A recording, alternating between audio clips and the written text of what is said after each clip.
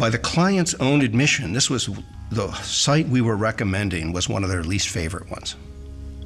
It looked like it was going to be difficult to get the three organizations in there gracefully. There was nothing appealing about the buildings. The location, drunks on Washington Avenue, it was the furthest thing from a place that a literary arts center would want to go. But we made a case that, look, this is about the changes between the university and downtown. There were already rumblings of the Mill City Museum and rumblings of the Guthrie wanting to come to the riverfront. A lot of interest. And I said, we said, this is going to be in the middle of this incredibly vital district. Furthermore, these buildings are living fiction. I mean, just think for a minute about how fiction is created, how literature is created. People have fragments of association and memory, and it's the artfulness with which the story is built, not the factual truth of the terms, the words, the phrases, the associations. It's the artful interplay of them. So let's build your mission in the context of these throwaway buildings in this bad part of the city to demonstrate the power of what you believe in. We had to take apart the building slowly. What's here? We found incredible things. There are three buildings. They were built at different times, and one of the buildings was exposed visually to the depot down the road on Washington Avenue.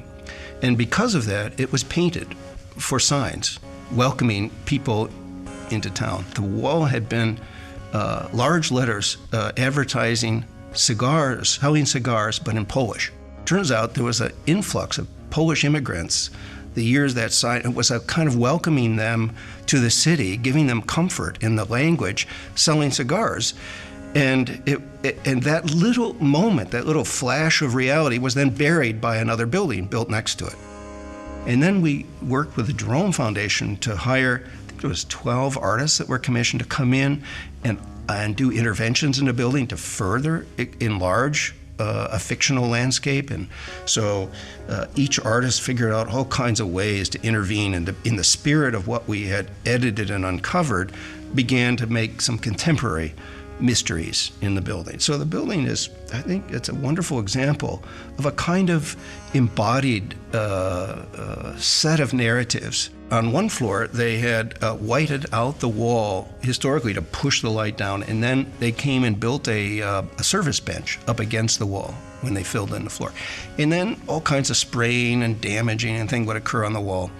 And so you could read both the whitewashed wall and this occupation on the second floor. When we pulled out the floor to bring in the daylight, this odd ensemble of white surface and this set of interventions in place looked like a Jackson Pollock. I mean, it was so unnervingly haunting when you looked at it. We just, culled away the work, protected it, didn't do anything to that wall. And it's right where we put the stair, the open book stair that unfurls and seems to let out letters and words and phrases that are in conversation with this painting.